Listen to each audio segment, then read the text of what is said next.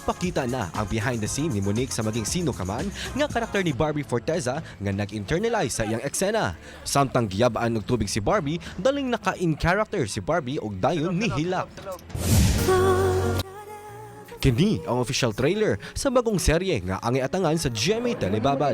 Kini ang Love Before Sunrise nga pagabidahan ni nakapuso drama king Dinistrillo ang box office queen Bea Alonzo. Powerhouse ang mga kasosab nga sila Sid Lucero, Andrea Torres ug uban pa. Magsugod ang world premiere karong September 25 matagabi sa GMA Telebabad, advanced streaming sa Via Philippines nga magsugod September 23.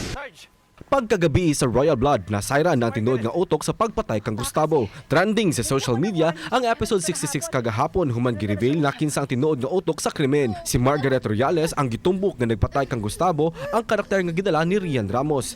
Aduna pa bay laing twist nga ang iatangan mga kapuso. Busa tutok na sa finale week sa Royal Blood pagkahuman sa Maging Sino Ka Man 8:50 PM.